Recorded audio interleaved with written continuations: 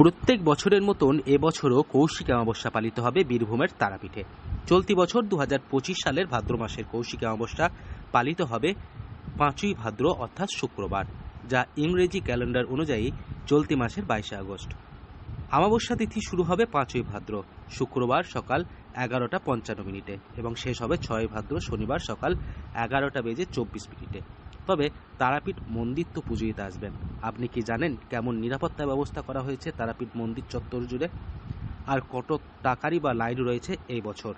তারাপীঠ মন্দির কমিটির সভাপতি তারাময় মুখোপাধ্যায় জানান, অন্যান্য বছর তারাপীঠ মন্দির চত্বরে জায়গা কম থাকার কারণে একটা ঘিঞ্জি পরিবেশের সৃষ্টি হয়। তবে এই বছর তারাপীঠ রামপুরহাট উন্নয়ন পর্ষদ তারাপীঠ চত্বরে একাধিক কাজ করেছে।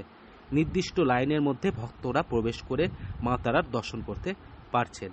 এছাড়াও একটা খোলামেলা পরিবেশ সৃষ্টি হয়েছে তারাপীঠ মন্দির চত্বর জুড়ে, তাই এবছর ভক্তরা অনেকটাই জায়গা পাচ্ছে। আমাদের মন্দিরের বেসরকারি যে নিরাপত্তা ব্যবস্থা সেটা তো থাকছে, সাথে জেলা প্রশাসন, জেলা পুলিশ থাকছে, জিআরডিএর সাথে থাকছে। তাই নিশ্চিত নিরাপত্তা আমরা ব্যবস্থা করেছি, যাতে ভক্তদের কোনো অসুবিধা না হয়, দর্শনে বলুন বা রাস্তাঘাটেই বলুন। আর গত কয়েক বছরের মধ্যে অমাবস্যায় যেভাবে সিস্টেমেটিক্যালি পেরিয়ে এসছে, এবছরও সেম সিস্টেম থাকবে। কারণ মন্দিরে এখন অনেক খোলামেলা জায়গা হয়েছে, ভক্তরা অনেকটা জায়গা পাচ্ছে। জিআরটি যে কাজ করছে সে কাজের মধ্যে অনেকটা জায়গা বের হয়েছে। তাই ফাঁকা জায়গাগুলো ভক্তরা আসবে, মাকে দর্শন করবে।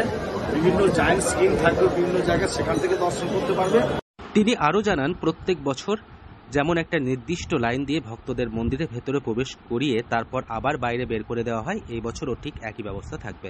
অন্যদিকে একটি নির্দিষ্ট ভিআইপি লাইন দিয়ে ভক্তরা প্রবেশ করতে পারবেন তারাপীঠ মন্দিরে এবং সেখান থেকে পুজো দিতে পারবেন।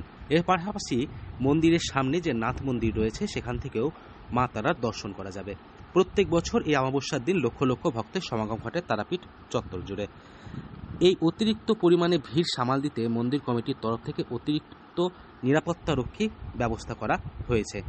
এছাড়াও পুলিশ প্রশাসনের তরফ থেকে অতিরিক্ত নিরাপত্তা রক্ষী, যার জন্য তারাপীঠ আসা, আসবে, মাকে দর্শন করবে, মহাশ্মশান ঘুরবে, বাড়ি ফিরবে, সেই পথে যাতে কোনো অসুবিধা না হয়।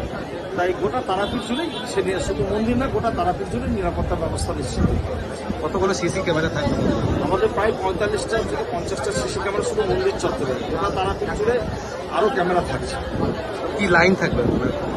লাইন আমাদের যেমন সাধারণ লাইন থাকে, একটা বিশেষ লাইন থাকবে, যেখানে মন্ত্রী আমলা থেকে শুরু করে পুলিশ প্রশাসন বা যারা কিছু বিশেষ ধরনের লোক আসে তাদের দর্শন করানো